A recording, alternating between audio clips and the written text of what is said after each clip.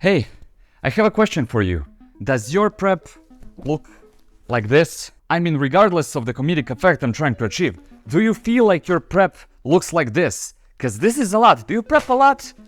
Or are you this type of person? First, let me ask you something else. How do you feel when you look at the material in front of you just as the game is about to start? Do you feel like you're in complete control? I mean, if this doesn't sound like you, that is great. That means you're free to just listen to this video in the background just to help me hack the algorithm a bit. But if you're confused and overwhelmed by the amount of things that you have in front of you, you're just trying to find that one stat block while your players are waiting for the GM's loading screen to finish. I've been that GM, I've been that man. And then this paradigm shift happened and it let me break free. Today I'm sitting here with a mission to talk to you and maybe get the same thing to happen to you, because it really changed everything around this hobby for me.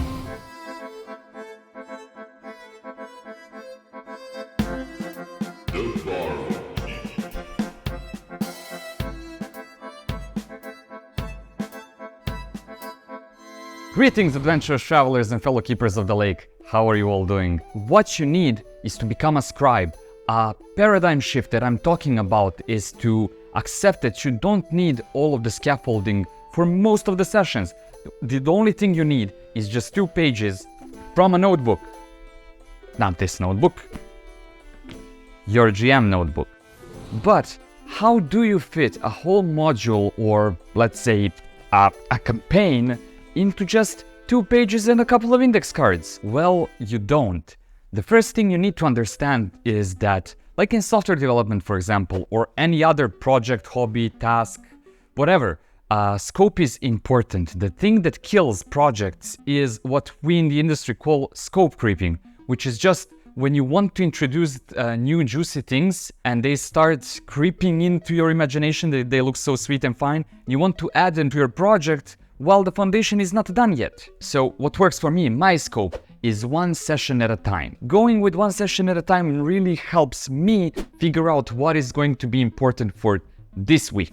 So let's set up some ground rules. First, you need to figure out what you're good at improvising and what are the things that you're very bad at remembering. One rule of thumb is that regular, everyday things that you're familiar with are things that are very easy to improvise. You already have an idea how that tavern looks. You don't really need to create a whole description and write down everything and do the map and everything. You can improvise that on the spot. Whatever you prep like this will just be the essentials for you running the game. So at best, it will be your sort of prediction of how things will progress during the session, what you will need and what you won't. At worst, you will still have a toy box full of cool things that you can repurpose and still use in the games. You can use a lot of index cards for everything that will just take too much space in the main book.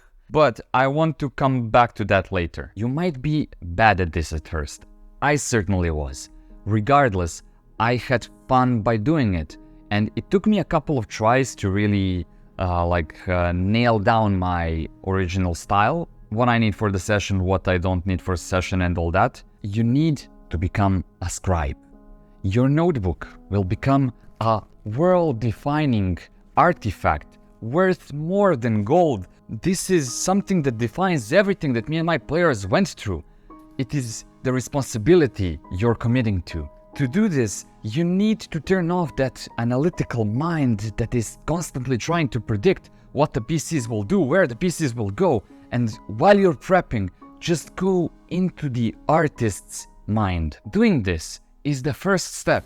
Now, first things first, get cozy, put some nice music in the background, get your beverage of choice, and we can start. Let's open the notebook. So let's start by doing some margins, maybe something like this. You don't need to be exact, just make a couple of lines. You don't have to do it like this. There is a ton of different ways. I just like doing margins and then adding like some decorations around them. Maybe add something around the margins. So like a leaf, I don't know. add some doodles around it. Maybe it will be cold, so I would add like some ice on the top. Just wing it. Do what feels right. This plant is radiating heat energy or something because it's not frozen. Whatever. Nothing has to be exact. There is no wrong way to do it. Just look how I've done it in the past. So here I just added like here I just added a gold outline to everything. Here I added yellow outline. Here I do have some kind of like boundaries, but I don't have margins. Here I have margins and they have some decoration around it. By embracing the artist's part and doodling, doing something with your hands, you will get into the flow quicker. Your imagination will explode while your hands are occupied. Now, I like to give my session a name. Oh yes, every good story has a name, and I always tell it to my players at the end, because then we have a real name that we can use in conversation to reference this session. And it is like episodes, like TV episodes have names. Let's call this one Inchworm Infinity. Bonus points if you can figure out why.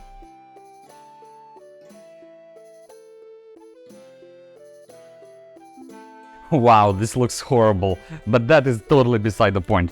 Just add one infinity symbol here in gold to make it even worse. There are no real rules here. I always kind of have some major things or topics I want to focus on. If I have a faction that the PCs might interact it, I will include it. If there is a chance of them going into a different town, I might dedicate a part of the page for that. A small dungeon is nearby, why not just dedicate a piece of the page for that? Maybe I really want to include an interesting moral side quest thingy. If that is important to you, well, there it goes, into the notebook. The point here is to identify 3 to 5 major topics that you want to have on hand. These topics can be as broad or as concrete as you want. Factions, relationships get one part of the page, while a bit of lore on the Botany Enthusiast Guild gets another. A boss fight with a lieutenant of an invasive city-state, why not? It goes into the notebook. Or maybe you just want a layout of a tavern and what is on its menu. Now take a separate piece of paper and list all these topics somewhere. Now you have to choose how many of them go into the notebook, which will go onto the index cards, and which you will have to improvise. Remember, the more you choose, the less space per topic you will have. As you think about these things, the space that each will get, those that you feel like you really need more info on a bigger piece of the page, you will kind of intuitively know it. You know yourself better than anyone, so you know what your weak spots are. I always somewhat randomly divide the page. I don't like right angles that much, and it helps me find stuff when everything is a mess here. So that's just my brain, like this is how I divide things. This actually makes sense for me, and I think it is a cool thing to do.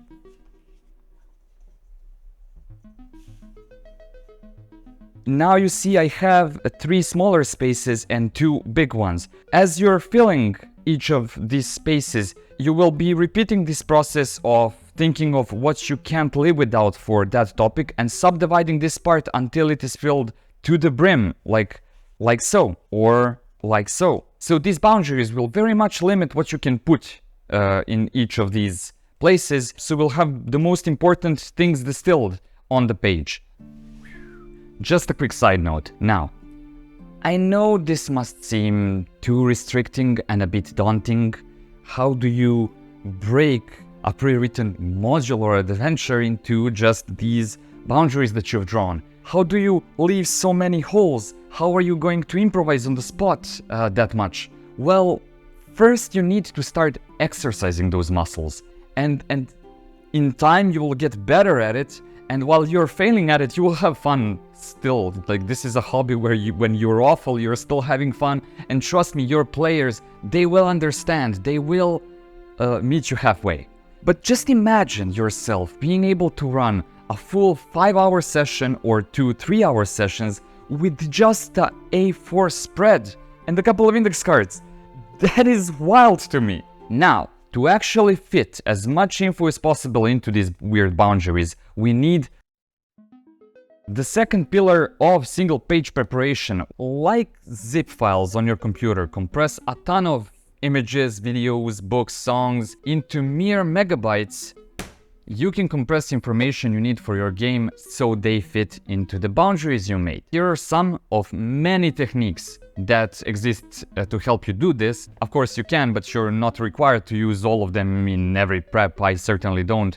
And sometimes just a few will be enough to get you going. First off, we start with doodles. An image is worth 1,000 words. Well, doodles are worth, well, at least 200. You don't know how to draw? Who cares? If I was to bring these to my mom and she would put it on a fridge, well, there would be no difference between these and those I made when I was 10. Look at this. You call this a dragon? I have to keep reminding myself constantly that a lot of things can be doodles. You need a description of a tavern, doodle it into the boundaries wall. The players will find a strange artifact and you don't really know how to describe it, well, doodle it somewhere on the side. Describe all the mistakes you made in the doodle itself as in-world properties of what you've drawn.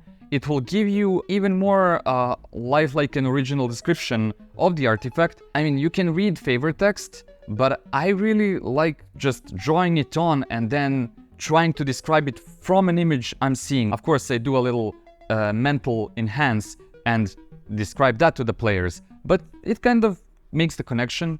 What? It's winter? Well, add these icicles, add more, add even more. You want to remember that through the whole session there will be rain? Well, just draw little streaks of rain or little snowflakes in between your text that you will have here. Add little snowflakes. That will remind you that it is raining or it is snowing whenever you look at anything on the page. If throughout the session there is a feeling of sadness or dread, you add these doodles, the smiley faces, everywhere so that your mind can look at them and remind you that you're working with that sort of atmosphere. Let me show you some other examples. So you see here, we have icicles everywhere. For example, you see little icicles, little snowflakes everywhere, and a magnificent rendition of a dragon as always. I also use small doodles in place of words, kind of have my own visual language, if you can call it that, for describing things. So, I don't know, use smiley faces for emotions, that's something that we all do. NPC's name and like sad face next to it. I use a small dagger for like attack, violence, assassin, that sort of stuff. Drops of blood for hurting someone or being low HP. A beer or a bed is a tavern, and a little drawing of a card tells me to go and look at my index cards. I give symbols to my locations and topics so I can reference them with doodles. If I have like a certain boss, NPC or a trap, I might give it its own little drawing and then I can reference it without spelling out the whole word. If you have time to color the doodles, it will make them pop even more, but that won't save you any time, trust me. I usually color things while I'm trying to think of other like creative stuff while I'm doing the prep, so I don't break the flow of like the artistic expression by just walking away from the notebook. On the topic of colors, I kind of color code things as well. This is not something that you need to do, totally optional, but for example, I use purple for magical things, so if I have a magical sword, I would just draw a sword and do like a little purple circle around it. Or if I have something in the world that has a name and is magical, I will write its name in purple. If a cave is dangerous, I will color the background around it in red. If there is like lush nature inside of another part of the cave, I would color it green. Okay, so for locations, it is kind of rooms in a dungeon or places in a city between which I can label connections and have stuff happen or require a role for it. So we have location here, and location here. And for each of the connections, I might specify something that might happen if they go to that connection first versus like second and third. For events, it's just a little flowchart. If you have like a bunch of different things that can happen, like if they finish this side quest, then this happens. If they do this trigger, then this event happens. Again, not something I use in every session, this is something that comes up, but I use it as like a small diagram in the notebook. But I'm not saying that you don't need full maps. I usually make maps as separate things that I keep on the table or I hand it out to the players, but sometimes you don't need that much detail or you don't need something that you will be handing to the players. So What types of maps would I put into the notebook itself? Sometimes you just need to draw the full location, and that is fine. I usually have a big graphic in the center of the page, or I use one page just for world building and the other for the prep. For example, the page that I'm looking at right now, it is from Crown and Skull. The whole Rivergate thing is on one page, while the other is multiple one-shots that I can run. And this is all that I need. For example, like this is the whole valley, like where players are starting their journey towards here, and somewhere around here they would find this hideout. So I put all of that in the center of the page just so I can have an overview of where things are happening. There is like a goblin camp here, and goblins will be encountered here. There is the Barlow keep where I took the name of the channel from. Then we come to intrigue maps. I mostly keep them separate on like an index card or like a piece of paper or cardstock or something like that. They're compressing relationships between PCs, NPCs, events, baddies, and all that into a structure that you can easily follow. I have a video of a very dumbed down version of them. It's still a good jumping off point, but I'm currently reading more on the topic in the Cult Game Master's Guide. So there will be another video very soon. And if you want to be notified when that eventually happens someday, when I actually get around to doing it, consider going down and subscribing, join our little family, and become another keeper of the lake of creative thinking. Something that I also note down in the notebook, and it's related to maps, is mapless maps. So I don't know if you've heard about mapless dungeons. No? Well, they are a system for procedurally generating the path that the PCs take when they go through the dungeon. It is from Crown and Skull, and its creation in the notebook and how you would lay it down is actually demonstrated in one of the Runehammer's videos. I will put the link into the useful links basement. These are the examples when I tried doing the mapless dungeon for the first time.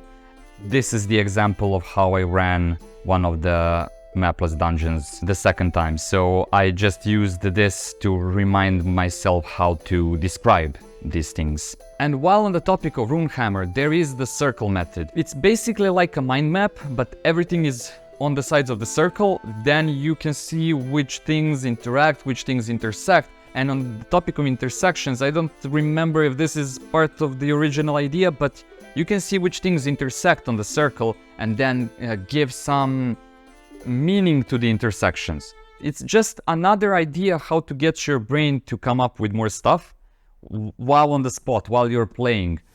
And with all that, we have finally come to the third pillar of single page preparation. The third pillar I call separation. It even rhymes. It is about index cards. Actually, it is about organization. So imagine now, things in your boundaries, the ones that we draw into the notebook, are folders on your computer. You can put a doodle on a card next to something, and voila, you now know that more information on that topic is on one of the index cards. I overly decorate my index cards the same way as I do for the pages, but you don't have to. Just make sure to divide details that are not relevant through the whole session into cards that you can then get rid of as they are not needed anymore. It is a very nice feeling to just finish with something and throw it away. Much less clutter. I sometimes have other papers with some information on them, such as the intrigue maps, for example. But that happens once every couple of sessions. I don't have them all the time. Mostly just the notebook and some index cards, and I'm good to go. And I care for my little cards, so they have their own place to sleep, and gotta make sure they don't get cold. And I kiss them for goodnight. So you've probably seen on the pages here that I have a slot that I put my index cards in. It's just a regular board game card sleeve that I glue down in between two pages, and then the one benefit of gluing down two pages is that Sharpies don't go through them. The other is that you have these little pockets and you can then put your index cards there, and they're then a part of that single page spread.